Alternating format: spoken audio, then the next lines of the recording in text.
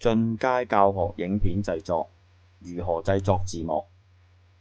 如果有需要嘅話，可以利用畫面入面嘅 QR code 下載同本片相關嘅教學資源，例如 PowerPoint 或者程式等等。喺呢條影片入邊，我哋會講下點樣利用人工智能以語音識別嘅方式去辨認字幕，跟住亦都會講下點樣喺一個影片入邊加入字幕，最後會將啲字幕翻譯，令到一個原本係英語嘅影片可以加入中文嘅字幕。要用語音識別字幕，需要使用一個軟件叫做 PyTranscriber。咁喺邊一度可以下載得到呢？ PyTranscriber 係一個開放源碼嘅程式，你可以喺官網入邊免費下載得到，亦可以放心咁樣分享俾其他嘅朋友一齊使用。喺 PyTranscriber 嘅官網入邊，你可以下載到 Windows 10嘅 zip 版本。下載之後係唔需要安裝，解壓之後直接執行就可以啦。PyTranscriber 操作界面。PyTranscriber 嘅操作界面非常簡單。首先喺呢度可以選擇影片嘅語言，當然如果係廣東話嘅可以揀返 Cantonese， 係普通話嘅可以揀返台灣或者係中國大陸嘅普通話。如果係英文嘅呢，就可以揀返美式嘅英文、澳洲式嘅英文或者係英國式嘅英文。Output Location 呢一度係指定你產生嘅字幕檔將會係 save 喺乜嘢位置。你撳呢一粒掣就可以選擇究竟你產生嘅字幕檔會 save 喺邊一個位，然後你再撳 Open Output Folder 就可以打開嗰個位置，睇到入邊有啲乜嘢 file。我建議大家將你要製造字幕嘅影片擺喺呢一個位置，咁一陣間產生出嚟嘅字幕就會同個影片喺同一個資料夾。咁大部分嘅影片播放程式都會好容易咁揾到個字幕檔。咁而家撳 Select File 就可以揾到我哋要製造字幕嘅檔案。跟住你撳 Transcribe Audio 呢一粒掣，等一陣間，個字幕檔就做好啦。你撳 Open Output Folder 就會見到你產生好嘅字幕檔。喺 SRT 字幕檔上面撳右掣，揀 Open With， 然後你揀返 Notepad， 你就可以睇到你產生咗嘅字幕檔。你可以利用 Notepad 修改錯咗嘅字幕，修改完記得 save 返個 file。喺影片上面撳滑鼠嘅右掣，揀 Open With Movies and TV。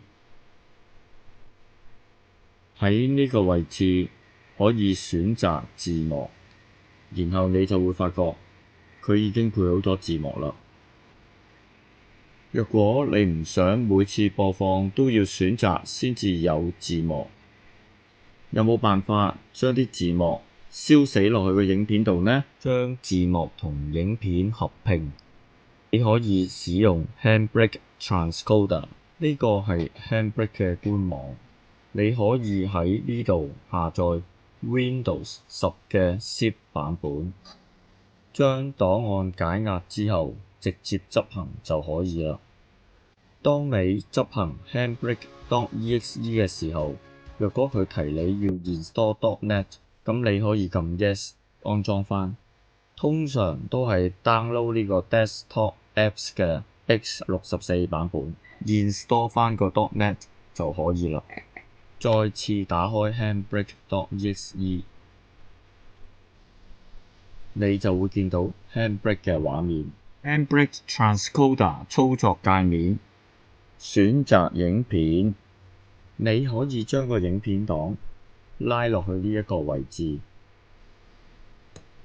加入字幕檔，然後揀 Subtitle， 喺 Tracks 呢個位置揀 Import Subtitle， 揀返你做好嘅 SRT 檔，呢度記得要剔返個 burn in，然後再撳 Start Encode。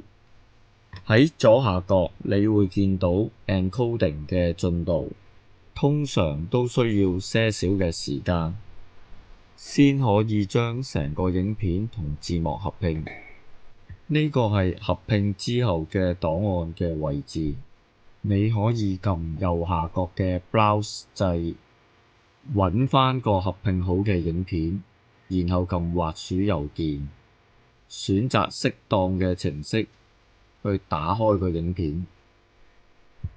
你會發覺個影片一打開已經有字幕，要將英文嘅字幕翻譯成為中文嘅字幕，你可以使用 Google Translate。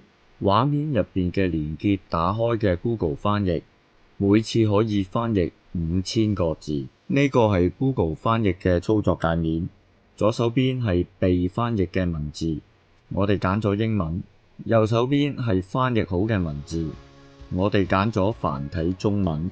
你可以用一般嘅文字處理器打開 SRT 字幕檔。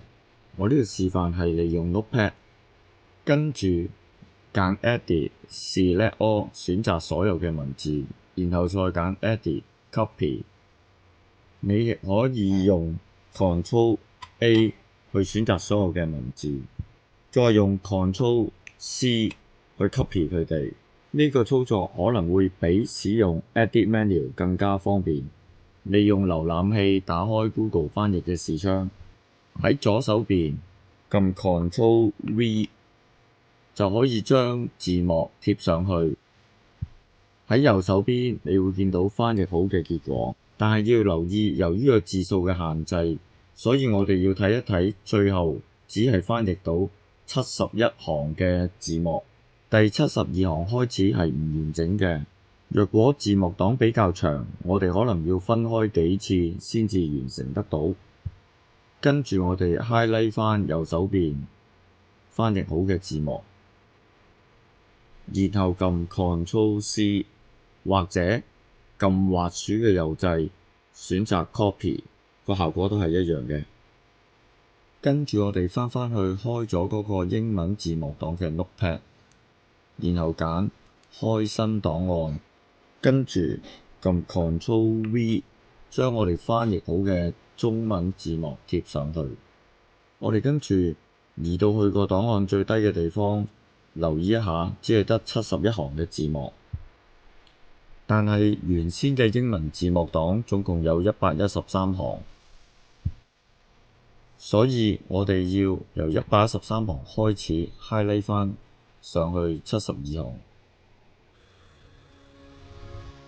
跟住撳 Ctrl C， 再翻譯多一次，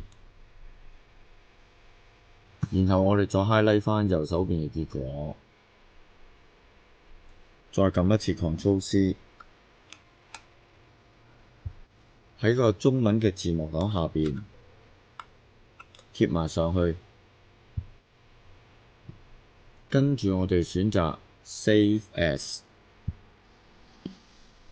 喺檔案類型嘅呢一個位置，記得揀 All Files， 然後俾一個新嘅 file name， 個檔案類型要係 SRT。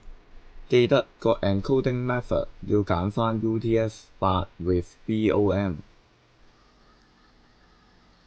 咁我哋而家就會有兩個字幕檔，一個係原本嘅英文字幕檔，一個係我哋翻譯好嘅中文字幕檔。我哋喺個影片檔上邊按滑鼠嘅右鍵，然後揀 Open with Movies and TV。我哋跟住喺個選擇字幕嘅位置，揀返我哋新做嘅中文字幕檔。咁我哋就會見到個影片入邊已經係有中文字幕。